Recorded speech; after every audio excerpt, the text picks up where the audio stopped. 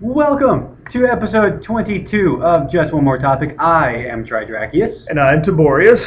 And today we're going to talk about a little known company that we didn't talk about last week when we were covering all the E3 stuff. Yeah, you see, it was kind of unprecedented. For once, they didn't have a major conference. And those of you that haven't caught up yet, we're talking about Nintendo. Now, disclaimer, we're going to be saying some bad things. We're going to try not to bash on them, but more so raise questions. Yeah, because last week E3 was amazing. Every 2 weeks ago, E3 was... 3 weeks ago, E3 was amazing. Damn time. Yeah, it really does go by. But they didn't... You all saw us during the primary day, Monday. We were reporting constantly about all the different things. Nintendo, we didn't talk about at all, and that's because they didn't have a conference. They waited until the day after at like 7 a.m. to release a bunch of... pre-recorded... Yeah, videos, just like videos. Bits, about what's going on. And honestly, it was sad. Yeah, E3 is supposed to be this event that is high-octane, energetic, enthusiastic. I mean, even though for the past 5 years it has become more sterile and formulaic, and it could be worse. They could be trying stuff like Jamie Kennedy again. So Nintendo, they didn't even show up. They stepped aside. Which this year is one of those years where maybe that would be a good choice, but it's not. Not for a company that has a next-generation platform that will be competing with the PlayStation 4 and the Xbox One, and of course using competing... Well, to raise a few primary questions about it, they come out last year with the Wii U, and it is a catch-up, for the most part, to the current generation. They've got a few new things like the second screen and all that. Sales were abysmal. They did not convince people why they should buy it. Once again, third-party support is going left and right. A lot of people are pulling out of them. And it's just, this was the time that the questions it raises, why didn't you have a conference? Why didn't you come out and say, this is why you need to buy a Wii U instead of a PS4 or an Xbox One? And they didn't even do that. They came out, the videos were atrocious. Showing off like we fit you and we party you, and then after almost after every game, it was like, oh, by the way, it's delayed. It was going to come out this summer. Now it's going to be maybe this holiday. We appreciate your patience. Oh, we appreciate your patience. I swear, if I heard that one more time, I would find a plane ticket to Japan and just slap.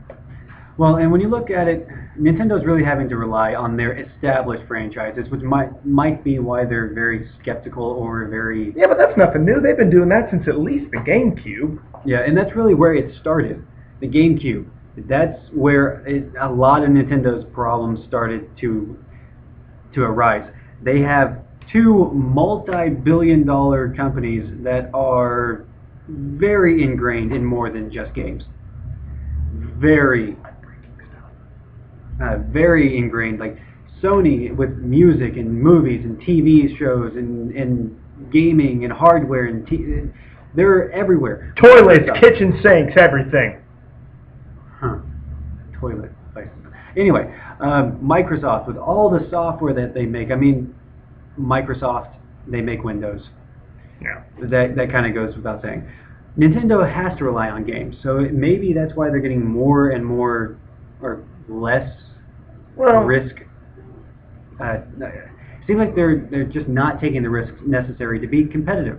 I think they're I don't want to say confused, but yeah, they are making some interesting choices. Head of Nintendo North America, Reggie Fils-Aimé, I have no idea how to say his last name. That guy. The My Body is Ready guy. Yeah. He's come out and, stated publicly, well, people have said Nintendo has been dead before. And it's true, but what you check, this past year was the first year that... In Nintendo history, that they lost money for a fiscal year. So I'm not saying it's dying. I'm just saying they've got a heck of a battle to catch up on. They're trying to pump more energy into retro games. That's a studio, by the way. But it's just, again, at E3, what they came out and showed us. I mean, I'm sure at some point in there was that bet hedging of going, well, we're still going to have the cheapest system, you know. And Microsoft came out and said $500, and I'm sure they were like, yep. So no matter what, $350, we're good. Then Sony comes out and says $399, and all of a sudden, uh-oh. Fuck. Yeah, let's see. We were looking at the cheapest system, and technically we are, but for $50 more, people can buy a PlayStation 4. And then, with the Wii U, in order for them to make a profit, they have to sell the system and the game. Yeah. So they're really on par with the PlayStation 4, because in order to make money off their system, which is also a first, second, the 3DS, they were forced to lose money on because it wasn't selling. They might end up running into, we have to cut the price of the Wii U. Well, and that's something that a lot of people were concerned with, or at least I know a lot of people did not buy the Wii U initially because they set a horrible precedent. 6 months after the 3DS launched, if that, they dropped the price. By $80. Yeah, so everyone's kind of like, okay, the price will come down. It's cool. Yeah. But, you know, and then in their videos, there were two giant, you know, releases that they held their pre-recorded videos on at E3. One was the announcement of Pikmin 3, which, guess what? Awesome. I have been wanting Pikmin 3. I love Pikmin. But you're also only going to get your die-hard fans that want Pikmin. Which are also the ones who already bought your system. Yeah. And then the other big one wasn't even for the Wii U, it was for the 3DS. Well, I think they're developing concurrently. Oh, concurrent. Well, most of the gameplay footage I saw was clearly the 3DS, or at least I hope it was clearly the 3DS. Yeah. It was early. I was tired. The other big thing was Super Smash Bros. Huge selling series for them. And then the big announcement for Smash Brothers, which made a lot of us happy, Mega Man. Okay, that's awesome, but there's also a problem with that. When was the last time a Mega Man game, I mean, and not like the arcade game, you know, Mega Man 10, I mean a real dyed-in-the-wool, touted Mega Man game was made? A long time ago, and you know what? The problem is, I run a game store. None of the kids that come in here even know who the Blue Bomber is. It's tragic, but guess what? Making that your E3 announcement, oh look, we've got Mega Man. When you try to sell that to the kids that have the 3DS, I'm not talking about for adults that play it, we know it, but I mean for the kids, because let's face it, most of their stuff, a lot of kids own it. They're, you know, hey, mom, dad, buy me this stuff from Nintendo. Or parents buy it because it's safe. They don't know who Mega Man is. They don't care. And the problem that Nintendo's running into is the fact that they are... gimmicks only count at launch. And the Wii, you know what? Beautiful gimmick. It changed a lot, and I don't care about any of you Nintendo diehards. I tried the same argument. No, it's amazing. No, it's not. It's a freaking gimmick. And guess what? Now that the second one has come out, the Wii U, most people that bought the Wii, which, okay, we're like 4 million worldwide for the Wii U, and how many systems of Wii units have been sold? Like 220 million? 220 million? No, 20 million? Well, the Wii U is sold, it's like at 4.3 million, but over the holiday season... Right, like, only 400,000, at least in North America. But how many units did the Wii sell? Oh, the Wii. I thought it was up like... 98 million? 98 million, okay, I don't know where I got 220 million at. But okay, that is a huge jump. And guess what? Nobody cares about the dang gimmick anymore. They need to get their third-party support. They need to buy back people. And that's another major problem. Activision is pulling support except for the stuff like Skylanders. It'll be on the Wii U. EA? EA has pulled support. Ubisoft is in this kind of stance of like, well, we'll support it again this holiday when they've got Just Dance 5 coming to it. Yeah.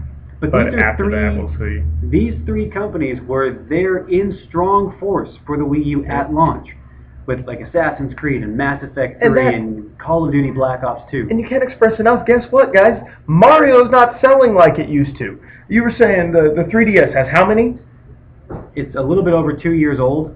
and they are about to release their 8th Mario title. That's unheard of. Up until the Wii, you didn't even get a proper Mario sequel on a home console since the NES.